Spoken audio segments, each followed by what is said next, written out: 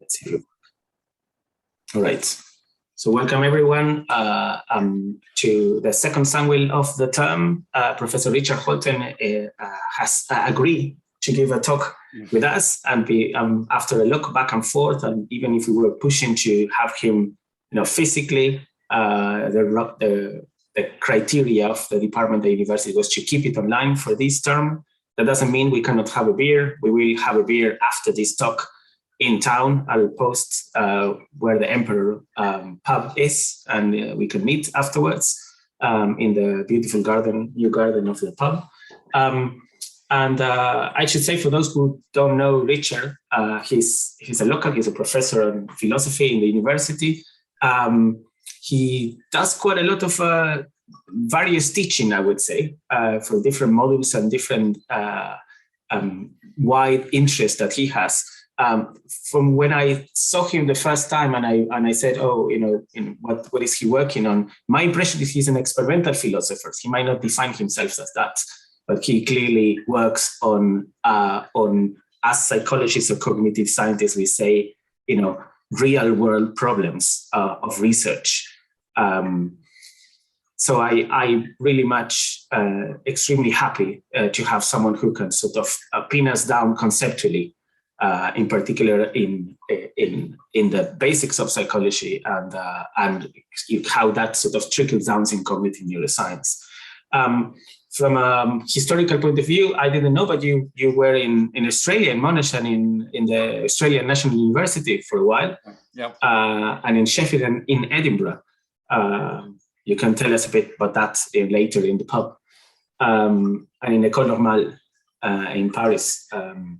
So among the interests that Richard has, it's aspects of ethics and aspects of philosophy of the law and language and moral, and the topic of today that is slightly more on, I would say, experimental psychology. And I will let him sort of explain, and I hope everybody can see a document that Richard shared with us for you to have a guiding of the main concept that he's going to be speaking today. So welcome, Richard. Thank you very much. Thank you.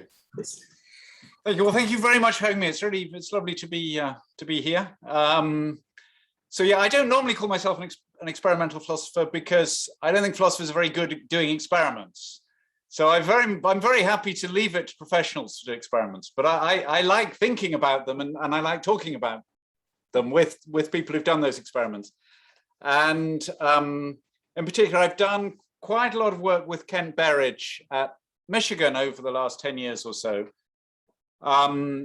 especially around this distinction between wanting and liking that he's drawn and the ways that comes in as an explanation of certain phenomena within addiction and the like.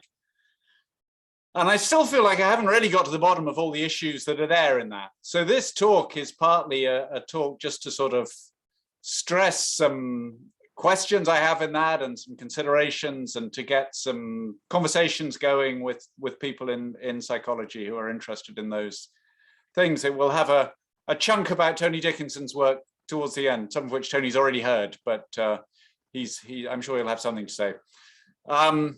There's a question mark at the end of my title. I have no idea why that's there. It wasn't meant to be there, but maybe it's just indicative of the fact that this is meant to be done in a kind of spirit of inquiry rather than a spirit of dogmatic assertion. So to further that, why don't I stop at the end of every section, and we can have some questions then and then we can have a kind of proper question session right at the end. Some of these sections probably will be obvious enough that people won't have any particular questions to ask, especially the first ones. Let me just start by talking about the sort of Berridge and Robinson picture, the incentive salience hypothesis, which I'm sure most people have got some familiarity with.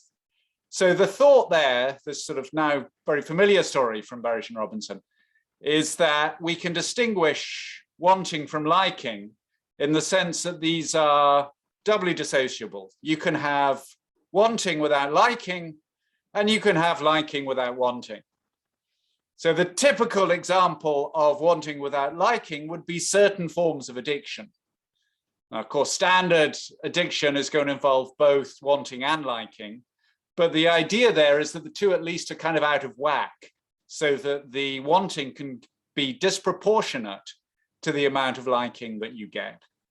On the flip side, liking without wanting, I mean, maybe there are cases of this in human beings, but the kind of classic examples with animals would be with dopamine deficient mice, so mice who've been genetically engineered to not have a functioning mesolimbic dopamine system. These mice can be food deprived in the sense that you don't give them any food. And you would think at this point they would be getting hungry. And there's a sense in which they're getting hungry. There's the sense in which they will die if they don't consume the food. And in fact, they won't consume the food unless you artificially stimulate them with some caffeine to get them to consume some food. But nonetheless, they're not motivated to go and eat. So you can put them in front of food and they won't be moved to get it. So to that extent, they are mice which are not wanting the food. However, if you force them to take it, either by actually putting it in their mouths or giving them some caffeine to get them going, then you get what Berridge thinks of as a liking response. And he measures that facially by looking at certain facial expressions that the mice exhibit, which he thinks are pretty much common across small and medium-sized mammals. And in fact, he thinks you find them in elephants as well, except very slow in elephants and much faster in mice. Okay, so a little bit more precise, he thinks that the circuitry that gives rise to the wanting is basically dopamine, opiate, and cannabinoid triggered in the nucleus accumbens, in the VP, in the OFC, etc. He thinks that the messengers giving rise to the liking include those same opiates and cannabinoids, but not the dopamine. And that it's triggered, again, especially in the nucleus accumbens, but in areas which are adjacent to, but not overlapping with the places where the wanting is triggered. Okay, so now you have this kind of explanation of what's going on in addiction, in that in addiction, the wanting has got out of control, so people keep consuming, even though the liking that they get might be reducing, and it might reduce down to effectively zero. Okay, so just reflecting a bit on this, I take it that wanting here is being primarily understood behaviorally. It's something like a motivation to get, and I'll think a little bit more about what a motivation to get consists in. Liking is much less explored in his studies, and I think in the other literature that's come out of this. I mean, I take it it's basically being thought of phenomenologically. It's being thought of as a certain kind of experience. And, our immediate access to it is through first-person experience. We know what liking's like because we've all experienced it. It is indicated in mammals by these facial reactions, but I take it that Berridge is not thinking it's constituted by them. These are just evidence for what's going on there.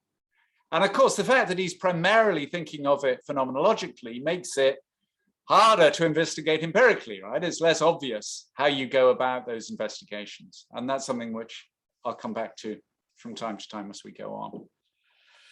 Okay, so I'll just move straight on, I think, from that, because we probably don't have many questions on that, but if we do, we can roll them into the next bit. So I want to say a little bit about the wanting side of this. So as I say, this is understood as a motivation to get. Now, I take it a motivation to get is not just any kind of tendency to behave. So if you trigger someone's patellar reflex by tapping their knee with a hammer, you get a behavior, but I take it you haven't triggered a desire to move their lower leg.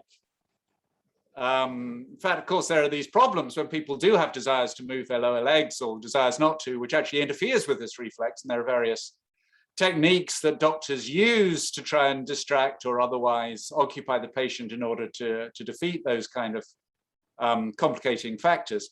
But it isn't a desire. So what is there typically in a desire? Well, I take it there are standardly two features.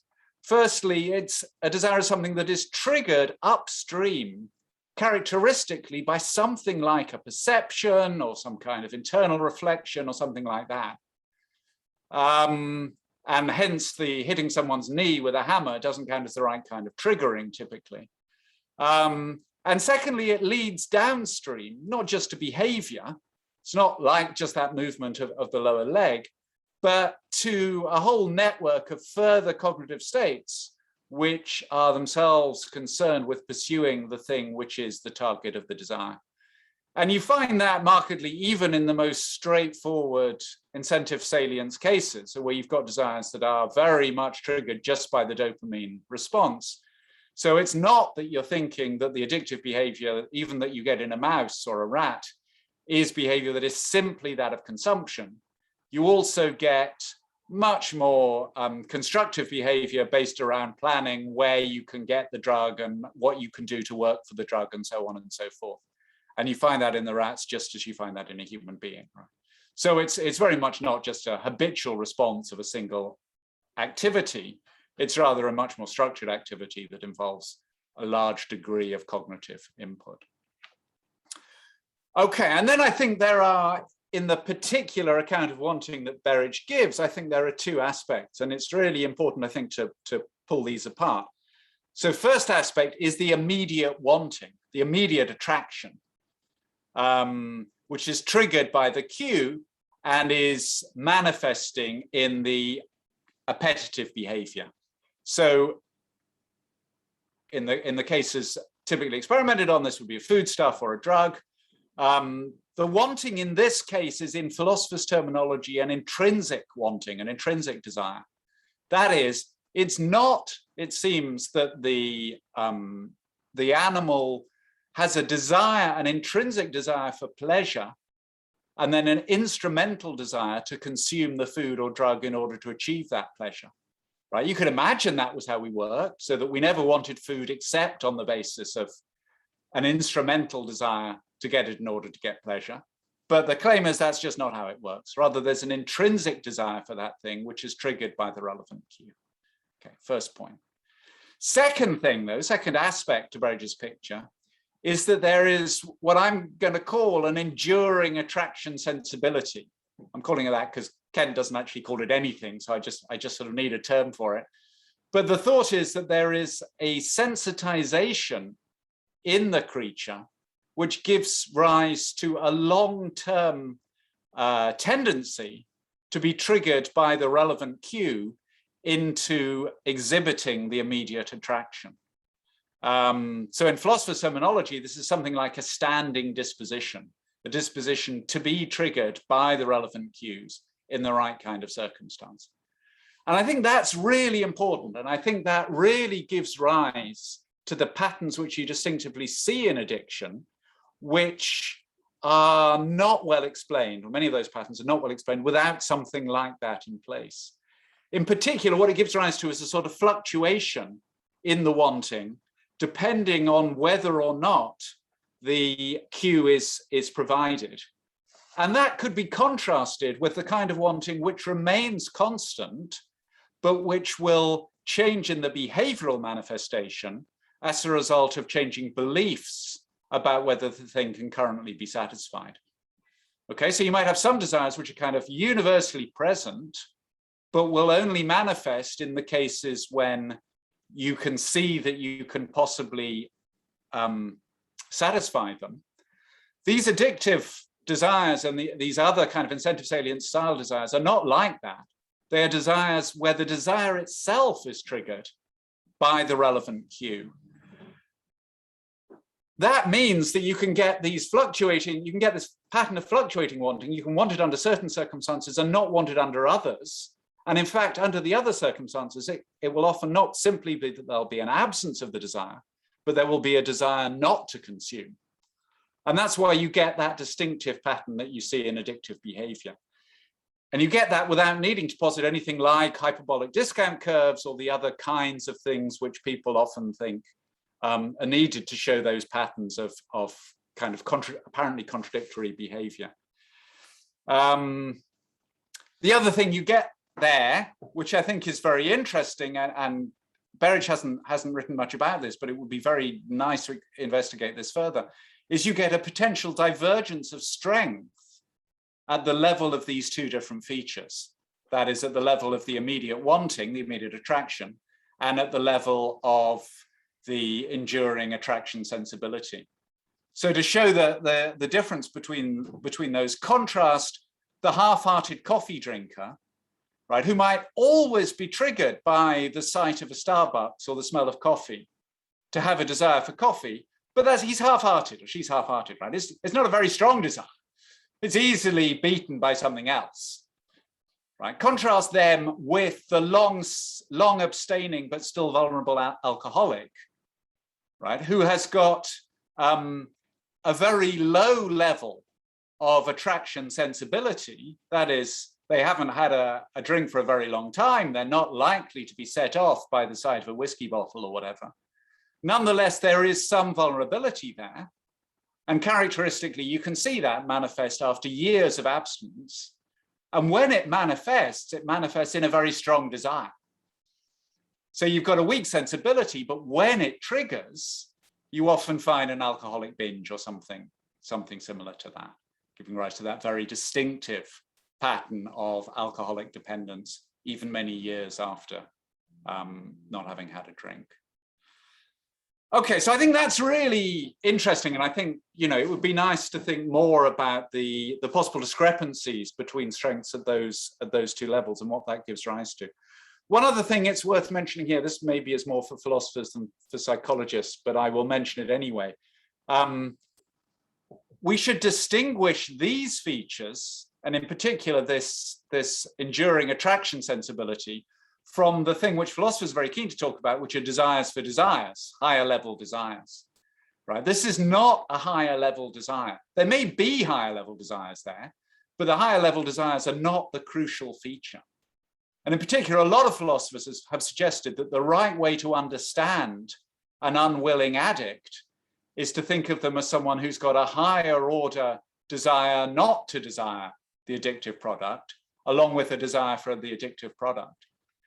I think you may get that at times, but I think actually it is utterly beside the point, because what you've really got is a fluctuation which is a diachronic fluctuation, which can be completely independent of anything to do with higher order desires. And just to give people a sense of this, everyone's probably familiar with the possibility for alcoholics of taking antabuse. Antabuse is a substance which basically turns consumption of alcohol into an immediate hangover. So it takes away the good features and just gives you straight away a headache and all the bad hangover style features. So some people addicted to alcohol will take this in an effort to inhibit their own alcohol consumption. What's happening there? Well, I think it's not there's a higher order versus a lower order desire. It's more to do with this diachronic change, right? There's the period at which you take that is the period at which you have the long-standing attraction, but that long-standing attraction is not currently being triggered. And to think a little bit more about that and how that comes apart from the higher order desire stuff, imagine we could produce two other different things like antabuse. I'll call one of them anti-want and I'll call the other one anti-take. So anti-want is a drug which stops you wanting alcohol, but nonetheless will result in you consuming it. Right? Anti-take is a drug which stops you taking it, but nonetheless leaves your desire for the thing in place. Goodness knows how these work, right? I mean, you might need a whole load of equipment to make them work, right? But the thought is you end up in the two cases. In one case, having the alcohol but not wanting it, and in the other case, not having it but wanting it. Which would you take if you were an alcoholic trying to recover? I think standardly, most people here would be taking anti-take, right? What they don't want to be doing is consuming the alcohol. That's what's really bad for them. So it's the operation of the first order desire which they want to block, not having a desire. So it's not that it's the desire not to have the desire, which is first and foremost the desire that they want to encourage. Okay, so I think can I just ask something there? It's Barry here. Anti-want and anti-take. You know, you mention those as if they're really effective treatments for alcoholism. well, I didn't mean them. But they don't. But they don't work. Yeah. Yeah. No. I agree. They don't work very well. I mean, this is meant as a thought experiment, right? That's I agree. So anti-abuse doesn't work terribly well.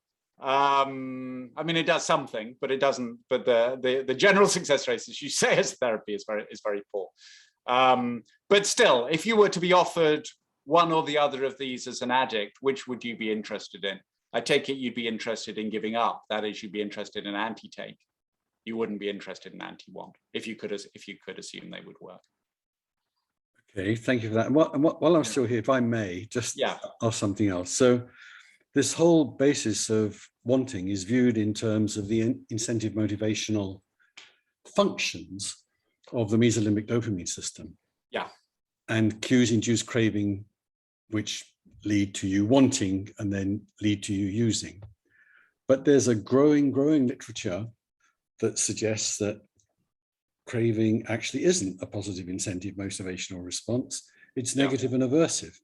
Yeah. And people are therefore self-medicating a negative affective state, which is the very antithesis of the Robinson-Berridge theory, who've always dropped heavily on any notion that negative reinforcement and aversive states are anything to do with addiction. So how does wanting and a negative affective state, sit in this, narrative that you're summarizing? Yeah. Okay. Good. So I agree. So there is increasing. So I don't know. I mean, I'm very happy to be told by more psychologists. So some people I talk to very much think that's the way things are moving. And other people I talk to very much think that the incentive salient stuff is still working. So, I'm happy to talk more about what's going on there and whether we should really think of those two as clearly alternative stories, or whether we should think there's something complementary. I mean, one thing about the craving stuff, I'm actually not terribly happy about talking about craving, because I think the craving is almost always thought of in terms of an affective state.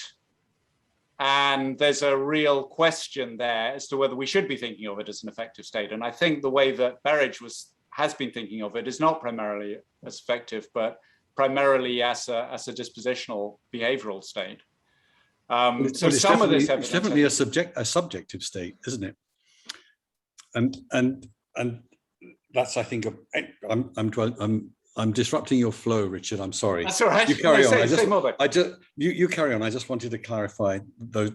Yeah. Okay. So look, let me press on under the kind of Berridge framework, and let's come back and see what's left of that framework if we push harder on the thought that basically we should think of addiction as a self-medication behavior. Because one possibility is that might be absolutely the right thing to say about addiction, but nonetheless, this distinction would still be a useful distinction to keep in place to explain lots of other behaviors, including, for instance, that around the DD mice.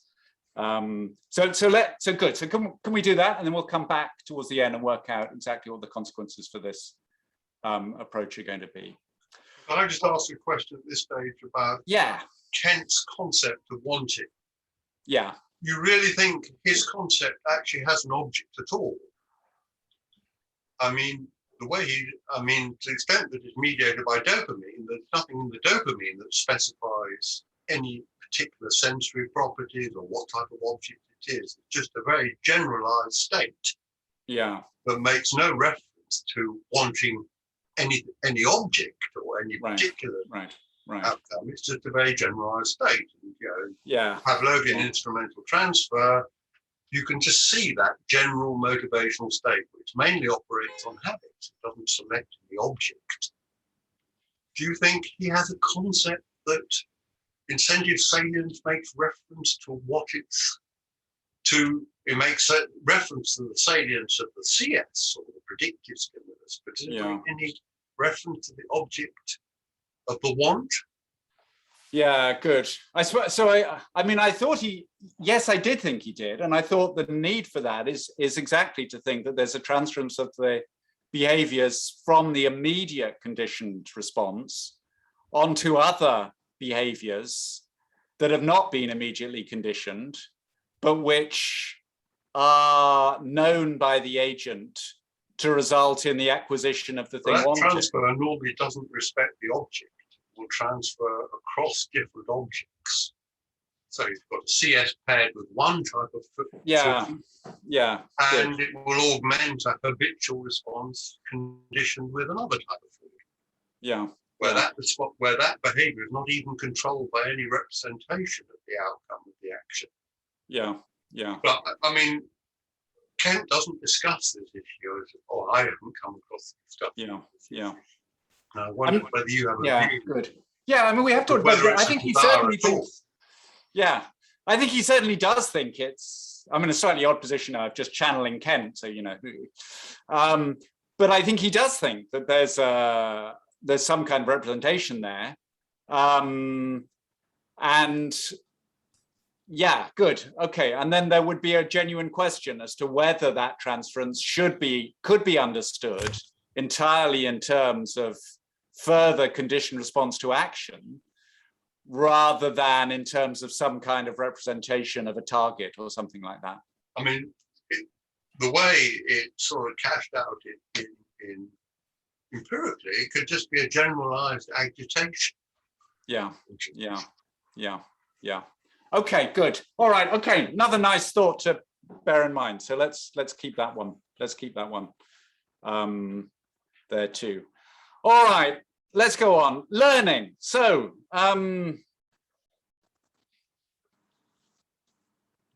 there's all this fuss around learning, and I find it really hard to work out what's going on here.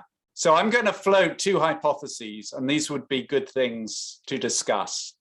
Kent is very keen to think that what's going on here is not learning, and I think there are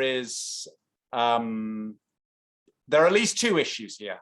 One of them looks to me to be almost entirely verbal, and it's based around this thought that there's at least one sense of the notion of the ordinary English notion of learning, where we think of learning as basically a relation to facts or something like that. Right? You can only learn things which are represented in terms of beliefs. Now that's true, there is a use of that, and it's marked in English by the locution learning that, whether that then takes a propositional object. Right? But there's also, of course, a locution in English which is learning to, where the to can take all kinds. So we've got there an infinitival clause, and that can take all kinds of different objects. So you can learn a skill, you can learn to swim, but it also looks like you can learn to want something. So insofar as part of the debate around learning, I think, is around these issues, it seems to me it's just a verbal issue.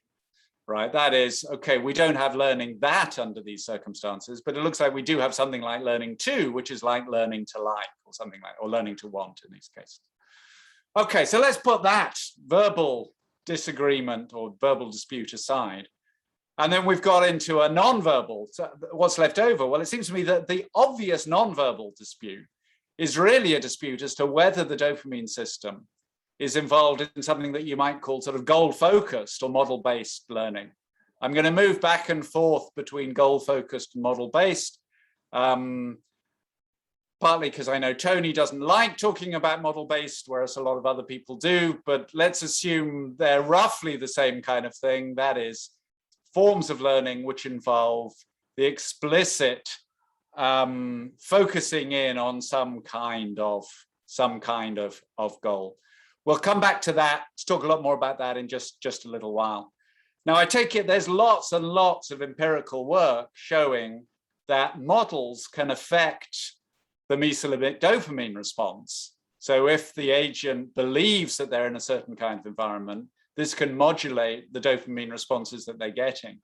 So for instance, there's a paper by Bromberg-Martin, which I referenced there, which explores exactly that kind of stuff. And since then, I think that was about 2012, there've been lots of other instances of that. So I take it it's not that way round that we're interested in. What we're interested in is the other way round. That is, can these dopamine responses directly give rise to goal-focused, that is roughly model-based learning? Or do they always just give rise to the learning, if you want to call it that, which is there within something like a sort of broad stimulus response system? Okay, we'll come back to that in just a minute. Let me just stop there, though, and see if there are any other questions at that point. No? Okay, let's go on then. So I think one of the big questions then, if you've got this broadly Berridge model, is this question of why have liking? Because you've got this system, this wanting system, that seems to be doing all the work. And at least on the Berridge model, you can't really think that liking is just some kind of evolutionary accident, because it looks as though it's much too intimately tied up with the wanting system, but at the same time discrete from the wanting system, to look like it's just an epiphenomenal side effect of some form. That is, you know, the hedonic hotspots, as Berridge calls them, which he thinks are there in the nucleus accumbens, are closely connected to the wanting hotspots. They are triggered by two of the same neurotransmitters, but not by the third one, not by dopamine, as I mentioned earlier. So it really looks as though this is an expensive, evolved system, which is sitting there parallel to the liking system. But if so, you know, why have you got it? What's it there for? Now, I take it the classic model, the classic explanation of why we have liking is to think of it as a common currency sort of phenomenon. That is, you have the wanting, you have the liking, because basically we can only do one thing at a time. So acts are substitutes, one act is a substitute for another. So you've got to decide, because there's an opportunity cost, which one you're going to perform. And once you've got to make that decision, you need some kind of currency with respect to which you can measure each of these states. So that's the kind of picture you get, for instance, from Michel Cabanac. Now, if Berridge and Robinson are right, that can't be quite the right picture. Because if you're getting behavior here, which is independent of the liking, you're getting behavior which is not part of that common currency. So it can't work universally as a certain kind of common currency. So what explanation is left for it?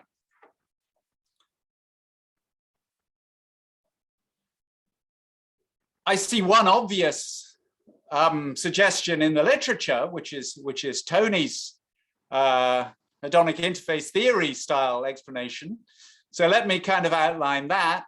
And then I'd love to get some discussion, especially having Tony here, but having other people here who've been working in this area, I'm sure, to see how well that's held up and how plausible that is, and whether or not there are other things that might take the place of that, and so on and so forth. So let me say just a little bit about that, which I'm sure is already familiar to many people and extraordinarily familiar to some of the members of the audience.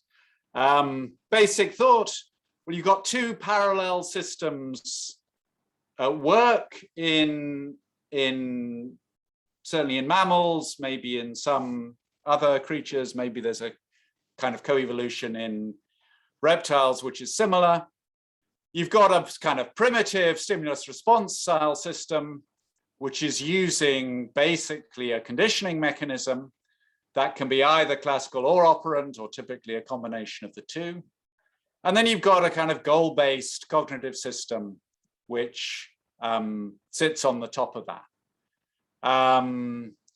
The thought is that the goal-based system might influence the mesolimbic dopamine activity, but that the mesolimbic dopamine activity is not directly influencing that system. So to get you thinking about how this can work, let me just go back to the example that Tony so picturesquely started it with, this Palermo protocol. So Tony can correct the details, but roughly he, as young man, went to Palermo, had watermelon he'd never had before, found it extraordinarily nice, drank an awful lot of red wine that night, got a dreadful hangover. Following day, or at some point, decided to go all the way back down to the harbor, to the market, to get some more of that delicious watermelon. Got the watermelon, went to try it, and immediately had a very deep, repulsive reaction to it, which meant he didn't ever consume any more thereafter. I assume, in order to preserve a good example, Tony, you haven't been consuming watermelon ever since. Okay, so what's going on in that case? Well, the thought is that the getting drunk that night had caused his body to look for what it was that had poisoned him. Well-known phenomenon that if you've got a new product, the body will identify the new product as the likely cause. The new product in this case was the watermelon. So the watermelon was identified by his body at a basic level as disgusting and not to be touched. But at his goal-based system, that had not got through. So the goal-based system led him all the way down, working quite hard to get to the watermelon, at which point the stimulus response style system said, no, I don't want it. What happened at that point was not just that his body kind of rejected the watermelon, but crucially, he had an affective response, in this case, a response of disgust rather than liking. And that affective response provided a very powerful communication through to the goal-based system. So thereafter, the goal-based system registered as a goal the avoidance of watermelon, and those two systems were brought back into sync, even though up till then they had not been in sync. Okay, that's an aversive response, but the thought is you get a similar thing for pleasure, right? So if you think of the creature going around the world consuming foodstuffs and basically getting a stimulus response sensitization to those foodstuffs, which leads them to consume them when they see them. What you also want is for that now to be taken through into the goal-based system, such that the creature is in a position to go in for long-term planning and so on to try and get to the nice fruits and the things like that. And that it's the pleasure which provides the communication for that. It's the pleasure which provides the signal to take that through. And something which at least kind of seems obvious here to a philosopher, and I'm not quite sure whether it's Tony's take on it, is that there's a nice salience about the pleasure, right? And likewise about displeasure. It's the kind of thing that cuts through very nicely and registers very strongly in the face of the other kind of signals that the agent might be experiencing. So, you know, what's the explanation for having the pleasure there? Well, it could be all kinds of different things, but it just is something with the phenomenological profile to cut through in that way and provide this really effective signal. Otherwise, if you didn't have that, the systems could well be out of sync. And what you'd have would be ongoing behavior like Tony's initial Palermo behavior, where basically the agent is tripping itself up because its planning system is planning on things which its stimulus response system is then not going to complete. And so it's going to be constantly frustrating its own activities. Okay, anyway, that's the thought, right?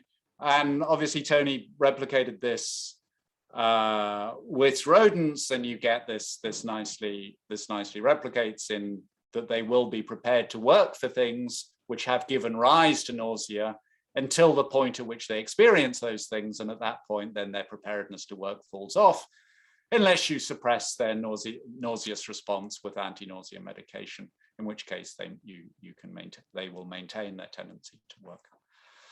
Okay, Tony, was that a fair enough summary? Yes, that was a perfect summary. Okay. I'd just like to emphasize the fact that, you know, the stimulus response system, as it is, is a very, very powerful communication system. And it that it is this affective reaction that provides the motivational imperative for the acquisition of a cognitive desire, which will then control your behavior. It's the fact that you actually care about it affectively, that then leads to the acquisition of an abstract representation of the value of that commodity. So you don't always need to have the whole affective response in order for that thing subsequently to be your goal. I mean, I don't need to feel disgust to avoid buying watermelons now. And you don't need to feel the pain of a toothache in order to plan to go to the dentist at that particular time. But you do need the plan. You do need the pain at the time of the acquisition of a cognitive representation of value. Yeah, good. It's that motivational imperative that is uniquely provided by liking or disliking. That's the argument anyway. Good. Yeah, good. Thank you. All right, so I've got another question. Shibli, am I pronouncing your name right? Yes, you are, Richard. Can you hear me? Yeah, fine. Well, in fact, to explain, I found this incredibly interesting today. First time I've been to Zangwill Club in over 25 years. And I, in fact, stopped drinking alcohol in 2007, and I was an alcoholic before. And I'm trying to unpack all that you said in relation to my unvogue word at the moment, lived experience. If you're of a certain political ilk, you'll vomit at the sound of the lived experience term. Anyway, the thing is this, when I was an alcoholic, I had extreme salience to anything to do with alcohol. And it's almost as if I've filtered out all the negative consequences of my alcoholism at the time. And they're not just nausea, vomiting, although they're quite big. They're also quite complex cognitive consequences as well. And I particularly liked your thoughts on perhaps why I knew somebody. I've been to probably more rehab institutes than you've had or dinners, but I haven't drunk for nearly 15 years, I think. And I once met one person who had a binge after 20 years, and he said it was like a dam being broken. And this idea that you sometimes let out a lot of pent-up liking for something really intrigues me, because it reminded me of when I used to be an SHO for Michael Trimble in neuropsychiatry, of this thing called forced normalization, where at one point epileptic EEGs reach their threshold, but they're contained for a long time, but suddenly erupt. And so thank you. Actually, your account of it made much more sense to me than Berridge's simplistic account. I would say this. I do think his account works for some of it, but your account and discussion of it was much more in keeping with my experience of alcoholism and recovery, something which didn't come across that clearly, Richard, and I hope you can take this constructively. Is for us in recovery, we think there's quite a big distinction between white-knuckling it and coping with not having a drink and living without alcohol. They're very big difference. Okay, good. Good, thank you. So look, let's come back later and bring Barry back in, because one question is how good this model is at explaining addiction. And it would certainly be very nice to come back to some of these issues about late relapse and see how much these different ways of explaining addiction can be successful with that. But also, I mean, I don't want to pin this entirely to what the right account of addiction is, because I take it that the Berridge model is supposed to have one particular application to the case of addiction, but much of the rodent work and so on is independent of that particular application to human behavior. So it could be actually, it's much more that the addiction stuff is much more to do with self-medication against an aversive response. than it is with the kind of incentive salience that Berridge and Robinson are pushing. Okay, I'll just say that, and then we'll come back to that later. Okay, so some ethical reflections. Let me finish with these. I got 10 minutes or so before we come back to more questions. Couple of things. I mean, one, this isn't really an ethical claim, an ethical thought, but one thing I think is really tricky is talk of reward, which you see right through psychology, but you don't just see it through psychology. You see it, you know, every third article in The Guardian seems to be about reward in some way or another. And the notion of reward here just seems to me to run together issues around whatever it is that gives rise to incentive salience learning, as against whatever it is that gives rise to an actual experience of liking, or something which is more explicitly phenomenological. So I think we just have to be very cautious about talking about reward without being extremely explicit as to what's meant there. I think, you know, what's happened, especially as things have come into the more popular literature, is that the technical psychological term, which is really just being used within learning theory, so reward just as whatever it is that's inducing the learning, has been basically read with a phenomenological gloss on it, which is a mistake.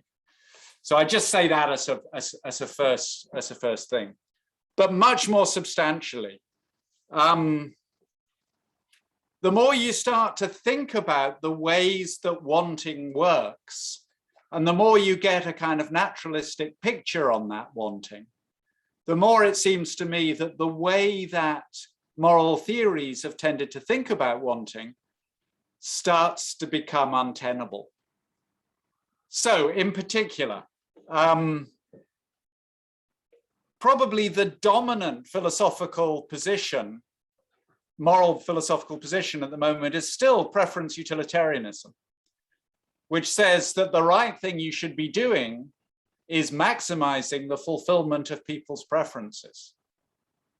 Well, once you think of a preference as engendered by the kinds of stimulus response learning that we've been talking about up till now, it's very hard to see why wanting, by fulfilling a wanting of that kind, should have any moral significance whatsoever.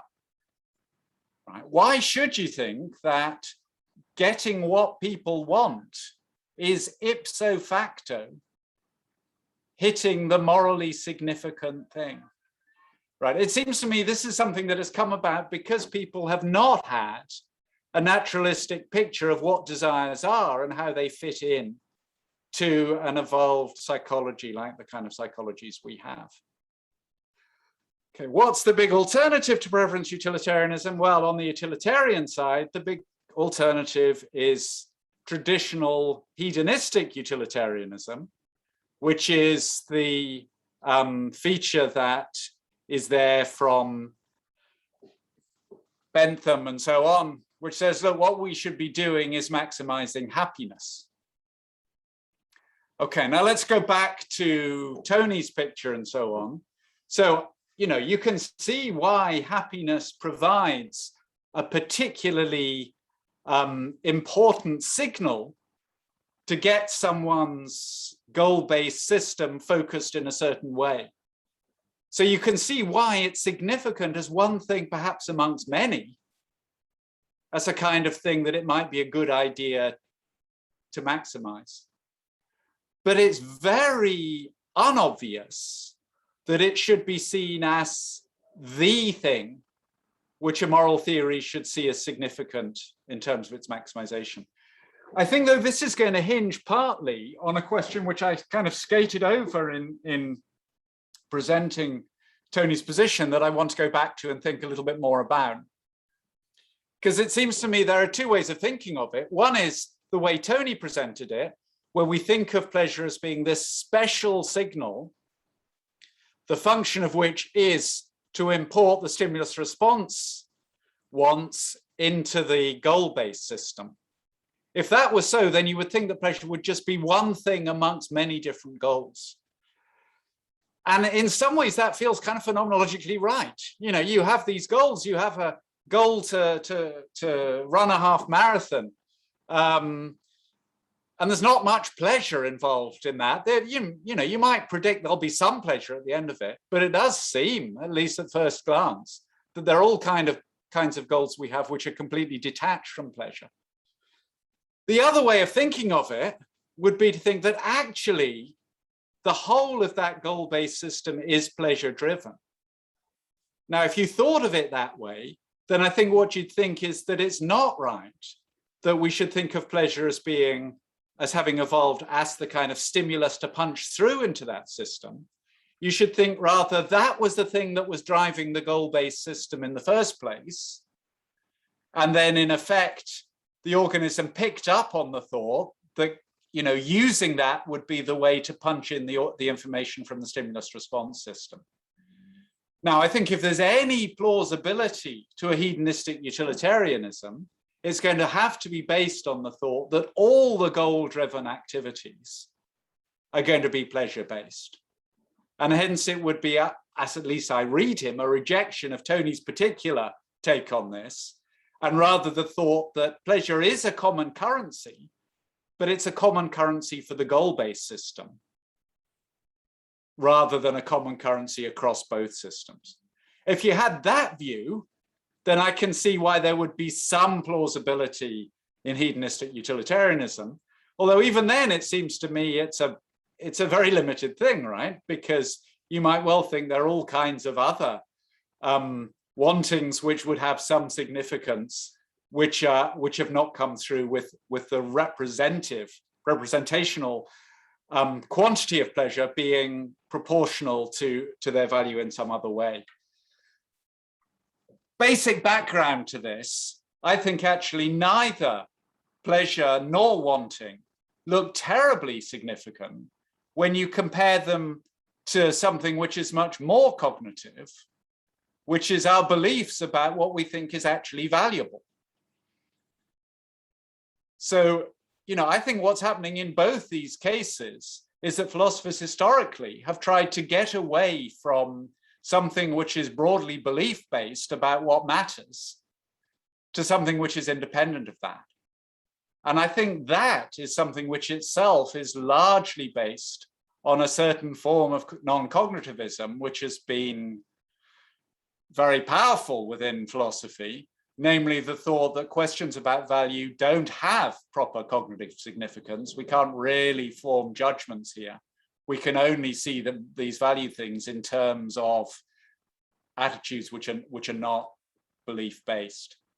So, you know, my suspicion is that what we've been doing as philosophers really is kind of picking up on a couple of possible things from psychology, namely beliefs or desires, desires or likings, and trying to build a moral theory around those. Neither of them work terribly well. And that we've been doing that exactly because of our attempt to flee from something which we should really be facing up to more directly, namely a more cognitive account of value and of moral significance. But to push any of those details would take me a long way, and I'm very happy to, you know, I'm now in home ground, right? So I'm very happy to talk a lot more about those if people would like to, but equally people might rather go back to some of the more immediately empirical things. So I am in your hands, and it would also be nice to go back to some of Barry's questions to see if, you know, if we did think that this was not the right kind of addiction, whether there's something nonetheless that it's worth hanging on to here. Okay, so for questions, should I field my own questions, Tristan, or do you want to field them? I just ask for the people to, if this is the closure, you're going to take question, please join me in thanking Richard for a very clear conceptual talk. And then we can have a good discussion and grill him properly, and then we can offer him some grill food in the bar. Okay, excellent. Good, thank you.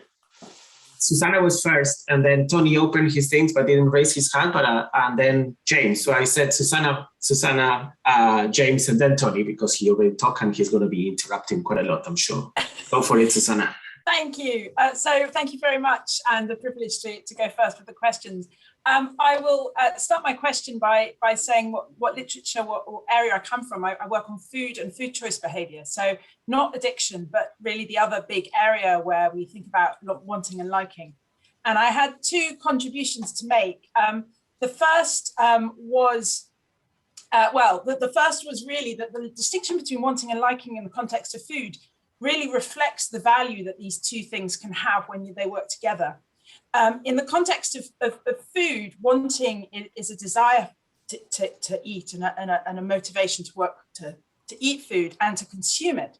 What we find interestingly with food is that we have observed a phenomenon called sensory specific satiety, which is that after you've eaten a certain amount of a specific food, you don't want it anymore, even though you still like it. And that provides a really valuable means of increasing the diversity of foods that we eat, which is really nutritionally important for us as omnivores. That we have a varied diet has huge evolutionary importance to us. And if you were driven purely by a hedonic system, you could end up being stuck in a diet of one food, a mono diet. Yeah. And actually, the two working together provides us with that balanced diet that has value to us. Okay. Can I just ask you to say a bit more about, I'm just going to switch the light on because I'm being entirely illuminated by my screen, which means I'm going increasingly pink. Can I just ask you to say a little bit more about the sense in which you still like it? Because my take on those findings was that what you're left with is an ongoing dispositional liking, which you know about. Like you know that having had all these chocolates, you know that you're not going to throw the rest away because tomorrow they'll be great. But if someone makes you eat another one now, you do not get a liking. Absolutely. Rather you get a certain degree of disgust. And that speaks against the Palermo scenario that Tony was speaking to, which is that we can eat society. Well, you can eat satiety and recognize that discomfort comes from overeating rather than from the disgust of a vomit reaction or revulsion. You're absolutely right. You can overeat to the point of disgust, but we seldom do. But you're absolutely right. The literature suggests that the liking is less temporarily vulnerable to satiety than the wanting is. It's not the disgust. That's just one example. Any change in instantaneous liking will lead to a change in value at that context. What if in that context you have simultaneously eaten it in a state of high value and low value? Because in that time period, incentive learning involves two processes.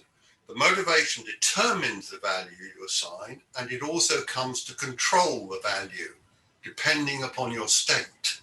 Yeah. So there are two processes to incentive learning. One is the determination of value, which is based on the instantaneous liking.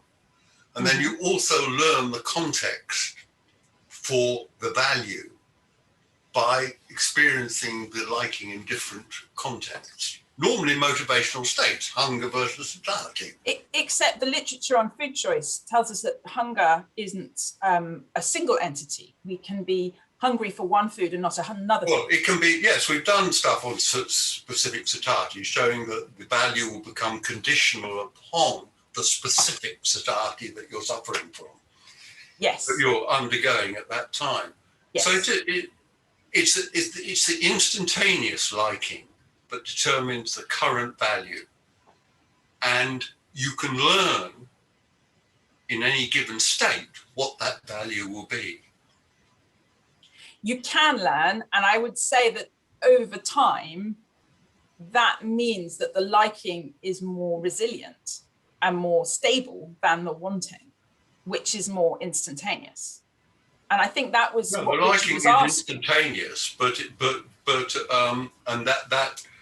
you then learn that in this given state, the liking would have this property, and that then determines the value that it would have. So by that logic, I have lots of different liking levels to a specific food. Under many circumstances, I might like it a huge amount, and under a small number of circumstances, I might dislike it. Yes. I might really like red wine most of the time, but I find it unpalatable when consume chocolate, for example. It's actually what comes under the control of your state is the value, not the liking. The liking is just the response that leads to the value being assigned to it. But most people, if you ask them, do you like red wine, would not answer, I sometimes do and I sometimes don't. They would give you that's a holistic matter of discourse. Yeah. It is. Right. Can I just ask? I don't mean to interrupt, but it is a question that learning about values based on biological things involve two processes. One is that the biological state determines your value you assign to it through the liking you experience in that state. And then the state also, hunger, thirst, specific satiety of a particular time, comes to control the abstract value you give to that goal at that particular time. Yeah. That's what the theory says. So, I mean, my simple contribution here, it was in the context of diversity, and where you have a diversity of items, the balance of liking and wanting can give you way more than where you're simply talking about a single object. And I think that's a useful addition. Yeah, good, thank you. Can I just ask about the animal literature there compared to the human literature? So are there discrepancies between that? So how much is the kind of ability of human beings to kind of recognize that, you know, they've had enough for now, but this will still look good tomorrow, you know, a kind of fairly higher order, strongly cognitive process? And how much are we seeing that across a wide range of mammals? I think that's maybe a question for Tony. I'm not very good on the wider mammals up front. What I would say is that what trumps all other goal values for humans is taste and liking. And we ask lots of people about goals relating to food in all sorts of ways: value for money, convenience, and verbally. Again, this is a question of discourse. But what overwhelmingly predicts behavior above and beyond any other parameter in terms of their stated goals is whether or not they like something, and that eclipses by a country mile their actual, as a predictor of their actual behavior, any other goal. Both when evaluated at the time of consumption and when evaluated at other times. It's very difficult because evaluating it's always done by self-report, which is okay, but as Tony's already pointed out, you know, it's not going to capture the nuances. But yes, to a certain extent, it's just far better than any other goal, any other criteria on which to choose food, if that makes sense. Yeah. Okay. Good. Thank you. James. Thank you, Richard. Thank you. It's a really enjoyable discussion.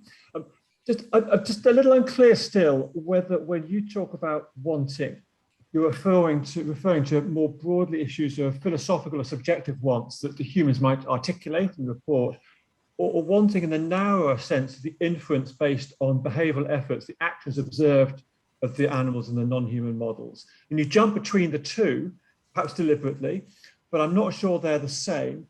The reason I'm interested in this is I manage patients to support patients not with addiction, but almost the antithesis of addiction, with profound apathy, for example, from frontotemporal dementia, who declare very clearly what they like and what they enjoy, but take no steps to achieve those experiences. So they are profoundly apathetic. It's almost the antithesis of addiction at that level. But could you just tell me what you really think wanting is about, again, perhaps a little more clearly? Okay, so I was trying to keep it at the behavioral. And I actually don't think there's an obvious phenomenological marker of wanting. And I think to some extent, you know, we see this in our own behaviors, right? I mean, that is that we quite often find ourselves doing things and you think, bugger, you know, I didn't mean to, you know, I decided not to do that, or you know, I didn't realize I actually wanted to do that and so on. So I was thinking of that kind of wanting as being, you know, I wanted to dissociate that from any kind of first personal phenomenological experience that went with it. Unlike liking, which I think, you know, we can't not, right? I mean, we've got no grip on what liking is if we're not thinking of it in that phenomenological way. But you thought I was actually lapsing between the two, even in the discussion of wanting. A little bit, perhaps. Apologies if I'd missed the clarification. No, to a degree. But can you say a bit more about your patients then? So your patients are in a circumstance in which, in the wanting sense, they just don't want it. That's right. So in terms, if by wanting we mean, do we observe them taking steps to achieve something that they like? How many lever presses does the mouse take to get its pellets equivalent? Yeah. How do they get off the sofa to go to the kitchen to make a snack? Some sort of simile there. They take no actions. They're profoundly inert. It's not because of depression. They're not anhedonic. They're not akinetically locked in. They just don't initiate a behavior, even if when you ask them, they will declare that they like the behavior that they simply don't do. Right. So they're not. You say when they like the food. They might like the food. They might like the trip. They might say they like the visit from a friend or family, but they take no part in it behaviorally. Right. So when you say they're not ahedonic, when they actually consume for whatever reason, then they show pleasure. If the ice cream's put in front, they'll say, eat it and declare to enjoy it. But if the ice cream is in the kitchen, they wouldn't get up to walk through to get it. Right. That's a sort of extreme example. Yeah. Yeah. Is this very different from sort of Parkinsonian symptoms? It sounds kind of similar, but. So it can happen in Parkinsonism. The difference is it's not a physical motor deficit. It's not the motor deficit. It's not the stiffness or the rigidity. It's not that stops you getting up. It's a higher order cognitive deficit. You might call it motivation. We often use the word apathy, but it isn't a physical inability to move. They would move for other reasons. I'll put it in context of some of your very previous papers, Richard, of what James is saying, and maybe you reach a point where there's a convergence. James is describing more what in the neurology literature and cognitive literature is linking to the lack of will, rather than the lack, that anhedonia or an incapacity to be happy with things. It's lack of will, and it's closer to apathy in that sense. Yeah. And it's like the beautiful idea of being very pure lack of will, if we believe in that. And one more question. Is their prediction of their own hedonic response is accurate, is it? So it's not that they believe they're not going to get any pleasure from it, and then when you give it to them, you think, wow, I did get pleasure after all. That's a very interesting question, which we're still working on. I think a lot of the dopaminergic story focuses on the representation of the magnitude of the reward. Right. Perhaps, and there's not been enough focus on the representation of the probability of achieving or to the distribution of certainty around that reward. So for the reward to update your belief or initiate behaviors, you need to expect a reward and with a certain precision, a likelihood of getting it. I think both of those may be abnormal in this patient population. Right. That they may declare their belief in the reward. It's not underestimating it, but the estimate may, if you like, have an accurate in its mean, but be very imprecise. I see. So they, and therefore it's not sufficient to initiate behavior. Yeah, if they were just going for expected reward, it shouldn't matter that it was imprecise, correct, right? Provided the mean's in the right place. Yeah. Yeah. Okay. But the distribution of probability, the uncertainty on that reward is also important for whether it initiates behavior, actions, I should say, to reach that goal. Yes. Is that? That's a general finding. Is it? That's a finding even in normal subjects, that as you increase the uncertainty, so even if the mean remains the same, you get demotivation. Yes, I would say so. Tony might want to come back on this, but that would be my stance. And then the regulation of the magnitude versus regulation of the precision can be independent. Yeah. You might build a story about different neural mechanisms for that, but they essentially become theoretically separable. Okay, good, lovely. Okay, well, look, I would love to talk more about this. That would be very useful. Yeah. Any more questions? I'll declare to everyone that there is no silly question, and you can also post it in the chat. Tony's waving. Yeah, I know. I'll make just a commentary before that. Is Barry asked me to send apologies, but he had a meeting as president of the Society for Neuroscience US meeting to sort out the craziness of that conference. So he said that Tony will be able to deal with most of the things he might have been worried about. I think we can grant him legitimate, leaving at that point. I had a couple of people also leaving me questions. I will try to interpret their questions. One seems to be fairly difficult, but I think I'll try to make it palatable. When you were talking about the Palermo example, this person is trying to draw a parallelism about the higher order desire of not having a desire that you sort of alluded in the wanting section, and whether that could be applied in the Palermo situation. I guess it's probably referring to the idea that there is a clash at the metacognitive level or the higher order level between you thinking that you want that, then you have a reaction, and you still sort of get the clash between the first order and the second order.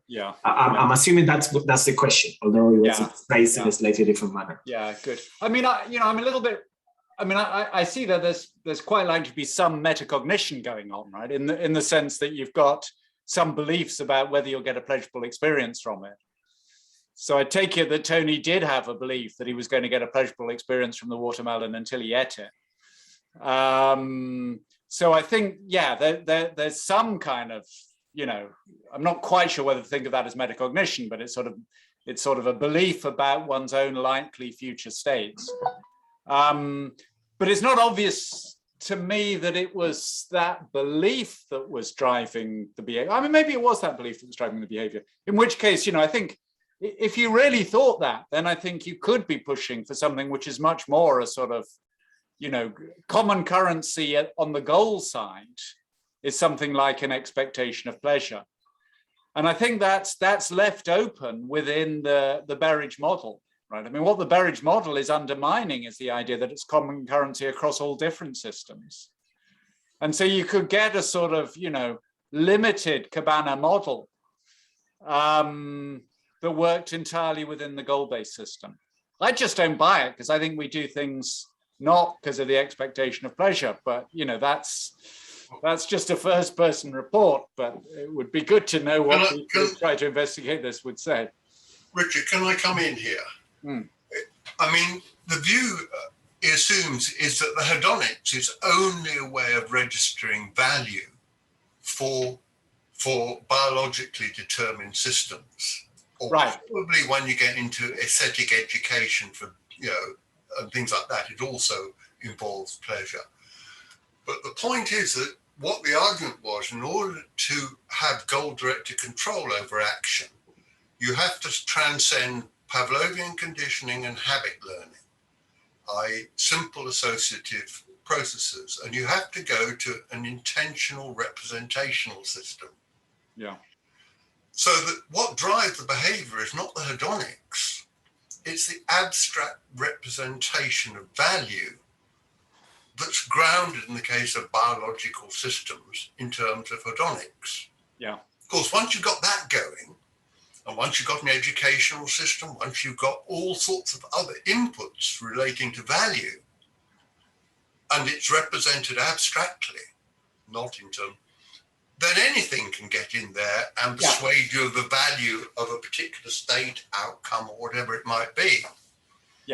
So the cool thing is that when you're actually performing a goal-directed action, it's not being driven by hedonics. In the case of biological things like hunger, thirst, sex, and probably some aesthetic appreciation, it's being driven by pleasure. But doesn't stop it being driven by educated value systems or any other values, political value systems, economic value systems. It's the point that the evolution of an intentional representational system to control your behavior then opens you up to all these other sources of value. Good. I mean, that's the argument. But in order to connect such a system to biology, you had to go through hedonics. Yeah, we don't know about homeostasis or anything as far as goal-directed behavior goes. All we know about is the hedonics of our biology. Yeah. But that means to say that anything, all sorts of other sources of value can then have got access to the control of goal-directed action. Yeah, good. I mean, that's very much how I see things. Yes, well, I think that's... It's just, there's still a possible position here, which it would be good to kind of have some straight out empirical evidence against, which says, well, it's true that you represent all these values, but you always represent them by attaching a hedonic expectation to them.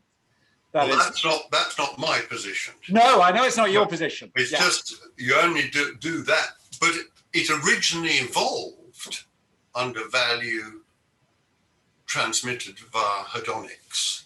That was the original impetus for the evolution of an intentional representational system controlling action. Oh, I see. I was thinking you were thinking more that there was kind of an independent evolution of these two systems, and then the way of getting them into sync was via. No.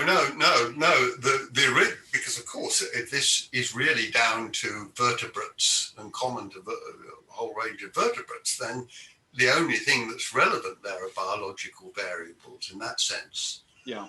Or the primary thing. So it was that in order to be able to control goal-directed action, you had to do that. Basic associative mechanisms would not do it. You could say more about that. You had to evolve a cognitive system based on intentional representations, and then you needed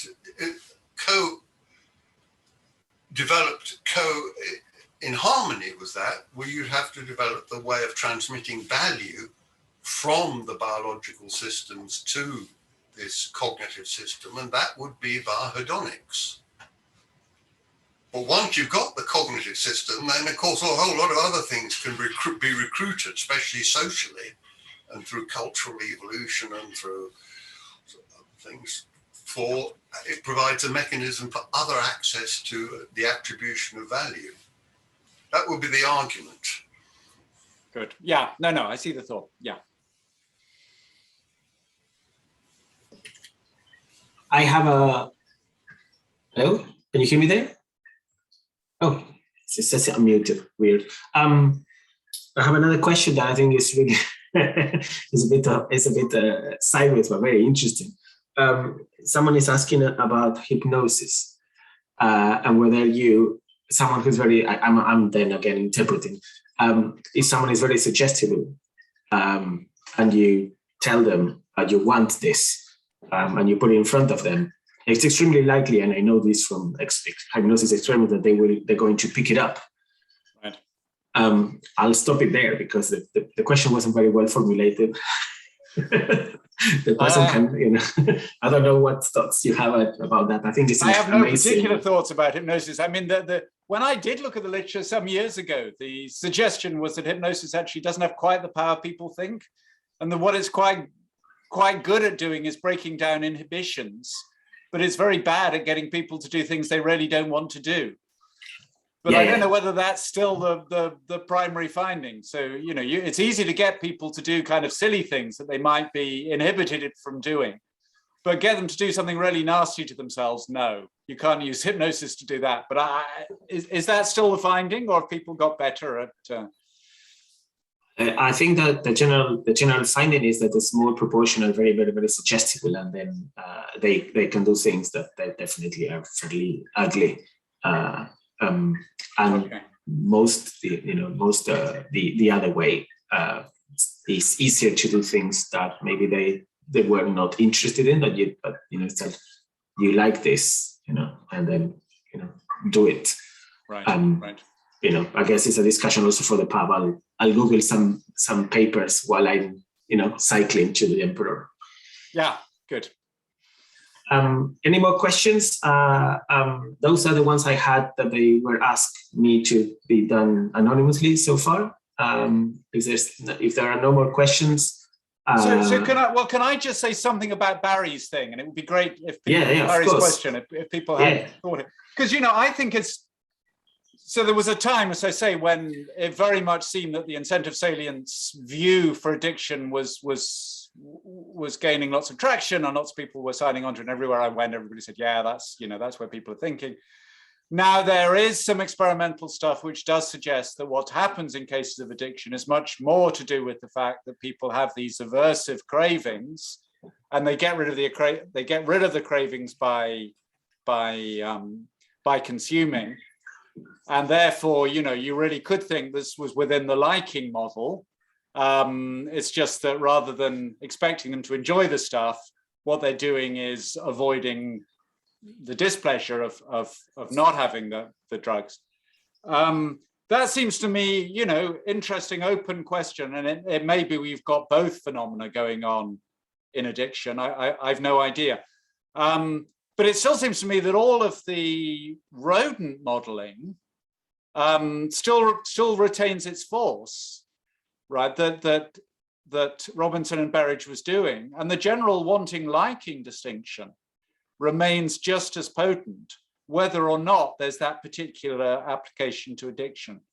At least that's my take. So there was a point when these things started coming out, I started thinking, oh God, I was just in the middle of writing some piece about the significance of the wanting liking distinction. And my first thought was, I better put all this on the back burner till this sorts itself out over addiction. And now I'm thinking, well, look, actually addiction's irrelevant, right? I mean, it's a really interesting application, but we shouldn't think of this as driven by the addiction debate. This is independent of that. But I would love to get people's thoughts on that, people who are living in this world rather than who are visitors to this world in the way that I am, as to whether that's an accurate take on what's going on there.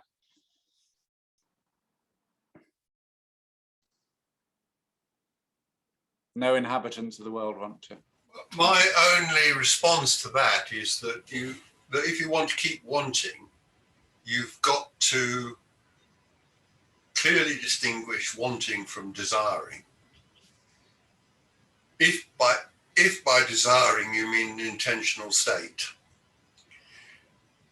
I mean, it clearly is not an intentional state. It doesn't enter into inference processes. It doesn't do anything else that intentional states do. It doesn't represent anything.